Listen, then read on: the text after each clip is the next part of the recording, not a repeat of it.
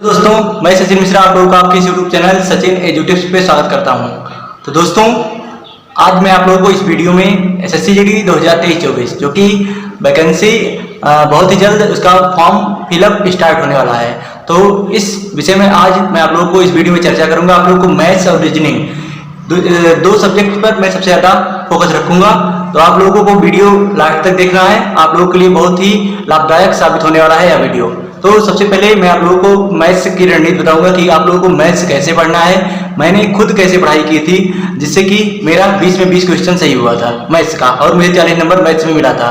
तो इसी आधार पर मैं आप लोगों को मैथ्स का बताऊंगा। उसके बाद रीजनिंग का, रीजनिंग मेरा 19 क्वेश्चन सही था और मुझे 38 नंबर इसका मिला था। और अगर एक क्वेश्चन से छोड़ दीजिए क्योंकि लगभग मेरा रॉ मार्क 139 आया था।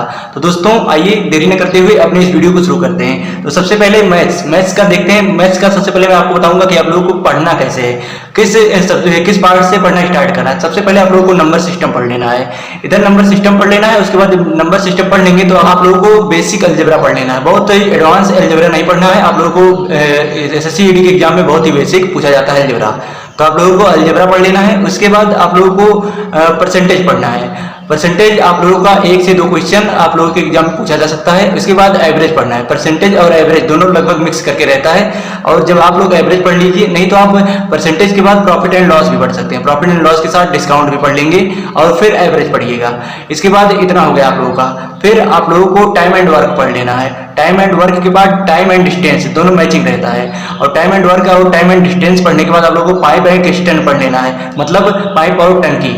अब आप लोगों का इतना कंप्लीट हो चुका। आप लोगों को इसी आधार पे पढ़ाई करनी है और जब तक आप लोगों को तैयार ना हो जाए तब तक पढ़ाई करनी है आप लोगों को। इंटरेस्ट और सिंपल इंटरेस्ट जो कि एक चक्रवृद्धि ब्याज है और एक साधारण ब्याज है, आप लोगों को ये दोनों मिक्स करके एक साथ ही पढ़ना है। और इससे बहुत ज्यादा क्वेश्चन नहीं पूछा जाता है, 1 या 2 क्वेश्चन ऐसे आ सकता है। और जैसे मैथ्स में एक रीजनिंग का सब्जेक्ट होता है, मतलब पार्ट होता है क्लॉक, वो भी क्लॉक या कैलेंडर, वो भी आप लोगों को मैथ्स में देखने को मिल जाता है, लेकिन कभी कभी मिलता है, हमेशा नहीं मिलेगा।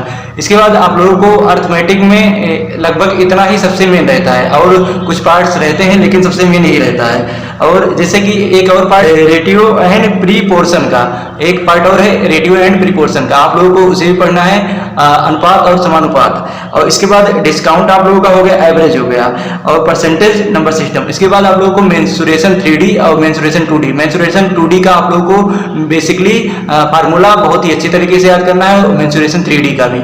और इस पर आप लोगों को प्रैक्टिस सेट भी लगाना है। आप लोग जो प्रीवियस ईयर में आए होंगे, जब आप लोग उसे लगाएंगे तो आप लोगों का बहुत ही स्ट्रांग हो जाएगा मेंसुरेशन 2D और मेंसुरेशन 3D। आप लोगों को फार्मूला रटने की जरूरत नहीं है। आप लोग प्रैक्टिस करेंगे तो फार्मूला धीरे धीरे खुद ही आप लोग को याद हो जाएगा।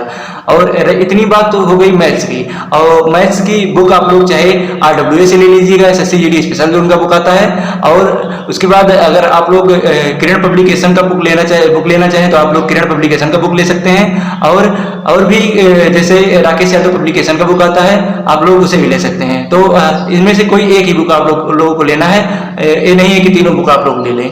तो ये हुई बात मैथ्स की। इसके बाद अब बारी आती है रीजनिंग की। तो आप लोगों को रीजनिंग कैसे पढ़नी है, और हाँ, मैथ्स का आप लोगों को पहले थ्योरी कंप्लीट कर लेना है। और आप लोगों को मॉक तभी लगाना है जब आप लोगों का थ्योरी कंप्लीट हो जाए, या फिर जैसे नंबर सिस्टम का अगर आप लोगों को थ्योरी कंप्लीट हो गया तो उसके बाद आप लोग नंबर सिस्टम का क्वेश्चंस लगा सकते हैं, उसका प्रैक्टिस कर सकते हैं। आप लोगों को टेक्स्ट बुक पर मिल जाएगा चैप्टर वाइज। इसके बाद अब बारी आती है रीजनिंग की। तो रीजनिंग का भी पहले आप लोगों को थ्योरी कंप्लीट कर लेना है, चाहे पीयू सर से पढ़ लीजिए, चाहे फिर जब RWA बैच खरीदे रहेंगे उसमें भी सर पढ़ाते हैं, तो आप लोग वहां से भी थ्योरी कंप्लीट कर लीजिए। उसके बाद थ्योरी में आप लोगों को सबसे मेन रहता है, जैसे एक रहता है बेन डायग्राम से एक क्वेश्चन आएगा लगभग। उसके बाद नंबर सीरीज, और नंबर सीरीज के बाद मिसिंग नंबर, इससे एक क्वेश्चन आने की संभावना है। और नंबर सीरीज हो गया। उसके बाद एक होता है डायरेक्शन टेस्ट से भी आ सकता है क्वेश्चन, और ब्लड रिलेशन से भी क्वेश्चन पूछा जाता है। उसके बाद अल्फाबेट आप लोगों को A से लेकर Z तक सभी अल्फाबेट को याद कर लेना है कि जैसे A 1 नंबर पर आता है और Z 26वें नंबर पर आता है, तो आप लोगों को उसका विपरीत भी याद कर लेना है, जिससे आप लोगों को क्वेश्चन सॉल्व करने में बहुत ही आसानी होगी। और डिक्शनरी, इसके बाद डिक्शनरी कंप्लीट करने के बाद नंबर सीरीज आप लोगों का हो गया। नंबर सीरीज कंप्लीट करने के बाद आप लोगों का मिसिंग नंबर हो गया। जैसे मैं नोट्स बनाया है, आप लोगों को उसी के आधार पर बता रहा हूँ कि आप लोगों को कैसे क्या करना है। और एनालॉजी और सिमिलरिटीज जो कि समानता से संबंधित है, इससे भी क्वेश्चन आप लोगों के पूछे जाते हैं। इसके बाद आता है difference, classification, odd and out, इससे भी एक क्वेश्चन आप लोगों का पूछा जाता है। और असमानताएं उसके बाद हो जाता है। फिर वेन डायग्राम, वेन आरेख, या भी आप लोगों के एग्जाम में एक क्वेश्चन इससे देखने को मिल ही जाता है। उसके बाद ब्लड रिलेशन आप लोगों को हो गया, और इसके बाद कैलेंडर और क्लॉक से भी आप लोगों के क्वेश्चन एक एक पूछे जाते हैं। और इसके बाद आती है बारी काउंटिंग फिगर्स की, तो इसमें आप लोगों को त्रिभुजों की संख्या, चतुर्भुजों की संख्या, आयत की संख्या, यह सब आप लोगों से पूछा जा सकता है। तो इतना हो गया रीजनिंग से संबंधित। उसके बाद रीजनिंग में एक क्वेश्चन सीटिंग अरेंजमेंट से भी पूछा जा सकता है। सीटिंग अरेंजमेंट, उसके बाद नॉन वर्बल आप लोगों का रहेगा, पेपर कटिंग पूछ लेगा एक क्वेश्चन, और असमानताएं आप लोगों का हो ही गया है। इसके बाद सिलोगिज्म आप लोगों से पूछा जाता है, जो कि न्याय निगमन से है, जैसे कि एक चिड़िया कबूतर है, ऐसे करके आप लोगों को क्वेश्चन पूछा जाता है। तो आप लोगों को इससे भी एक क्वेश्चन देखने को मिल जाएगा।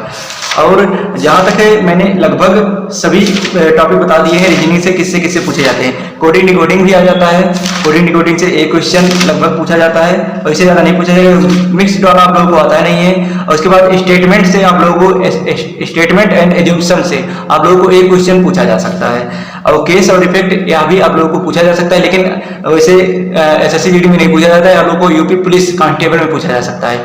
तो दोस्तों इस प्रकार आपको रीजनिंग भी इसी तरह से तैयारी करनी है। उसके बाद उसका मॉक लगाना है जब आप लोगों की थ्योरी कंप्लीट हो जाए, या फिर एक टॉपिक की थ्योरी कंप्लीट हुई उसके बाद आप लोगों को उसका क्वेश्चन टेक्स्ट बुक पर जाकर लगाना है।